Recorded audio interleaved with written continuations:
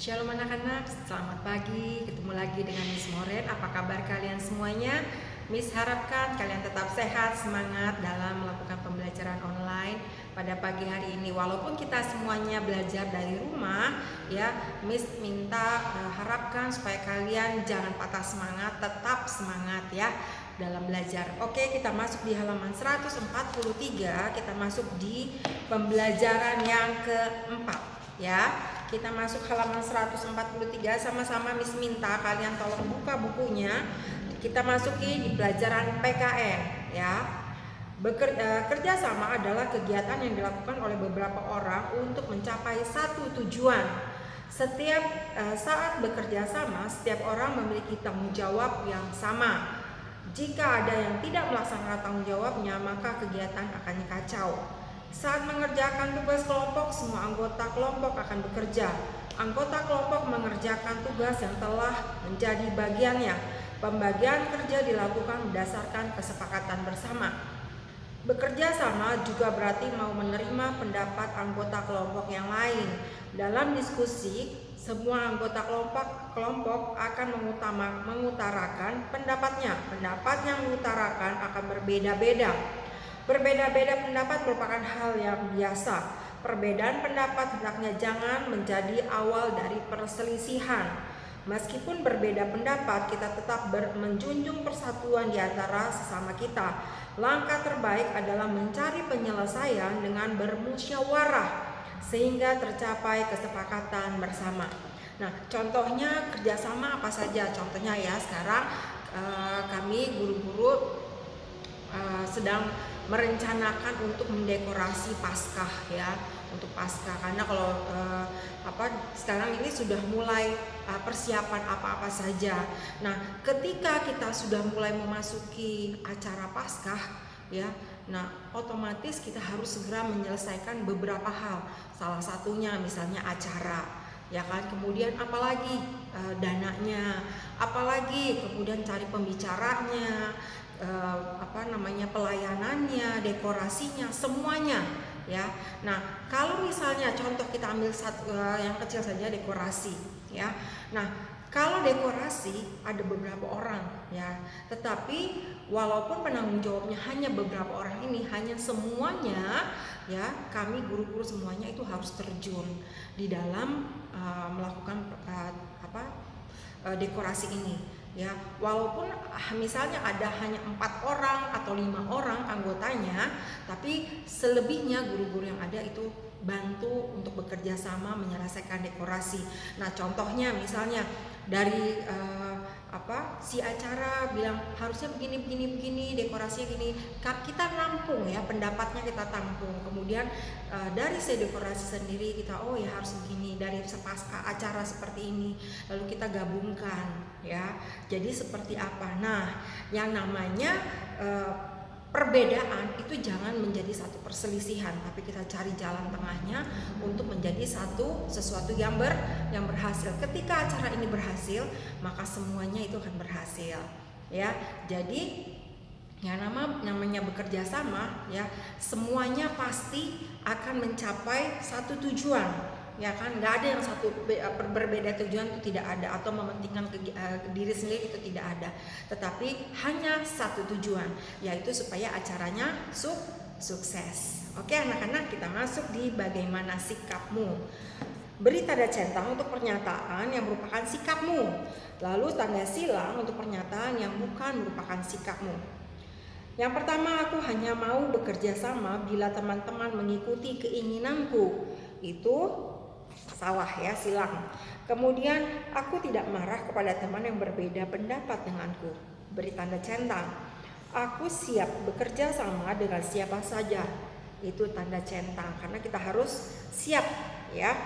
Kemudian, aku merasa lebih pintar dibanding teman yang memiliki pendapat lain. Itu tidak baik, berarti disilang. Berbeda pendapat tidak menghalangi aku untuk bekerja sama. Nah, itu namanya baik ya, maksudnya diberi tanda centang. Jadi kita jangan bermental yang lembek, kita harus bisa menerima pendapat orang lain kepada diri kita ya, atau kepada kelompok kita. Selanjutnya kita buka di Ayo Berlatih halaman 144. Nah, di sini ya, yang di sini ini ada beberapa gambar. Yang di Ayo Berlatih ada 4 gambar. Tentukan, kalian amati gambar ini lalu kalian tentukan gambar yang memerlukan kerjasama. Lalu kalian tulis pendapat kalian di buku PS tematik. Ya, itu tugas kalian. Kemudian di Ayo Mengamati ya, yang B-nya yang ini, 2 ini kalian ceritakan gambarnya ya. Di sini amati gambar berikut, ceritakan tentang kerjasama yang dilakukan para murid pada gambar. Untuk apa mereka melakukan kerjasama tersebut, itu kalian kerjakan di buku PS tematik. Oke, lanjut ke halaman berikutnya. Ini kita masuk pelajaran IPA, bencana di wilayah iklim tropis. Indonesia merupakan negara yang beriklim tropis. Negara dengan iklim tropis mengalami 2 musim, yaitu musim hujan dan musim kemarau. Keadaan pada masing-masing musim sangat berbeda. Keadaan itu dapat menyebabkan terjadinya bencana. Pada musim hujan, hujan seringkali turun dengan deras. Bencana seperti banjir, tanah longsor, serta gelombang laut yang tinggi sering diberitakan di televisi. Kekeringan, kebakaran, dan polusi udara selalu terjadi. Di antara kedua musim terdapat musim peralihan. Musim peralihan dikenal juga dengan nama musim pancaroba. Pada musim pancaroba juga terjadi bencana seperti angin kencang, petir, dan mewabahnya penyakit demam berdarah. Oleh karena itu kita harus waspada, selalu waspada. Menjaga lingkungan dapat kita lakukan untuk mengurangi akibat dari bencana yang mungkin terjadi. Selain itu, kita juga harus selalu menjaga kesehatan kita setiap waktu.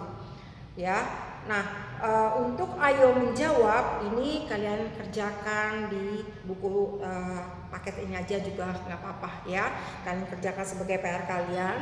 Kemudian lanjut di halaman berikutnya 146 di Ayo Menulis. Nah, di sini ada tulis informasi penting pada teks yang telah kita baca ya, yang tadi kita baca.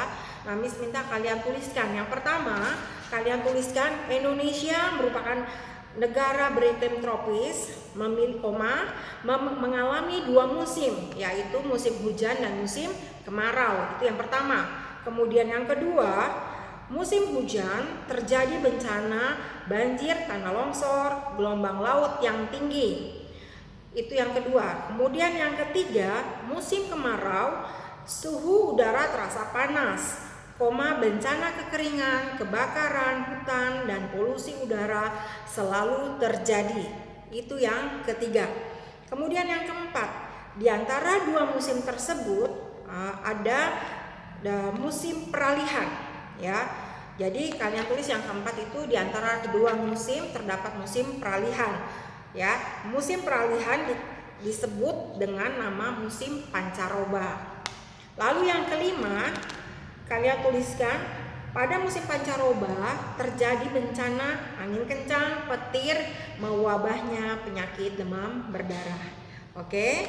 Nah, itu kalian tuliskan di buku PS tematik boleh juga di buku paket ini ya. Sekarang kalian lihat di Ayo Berlatih ya, yang ini.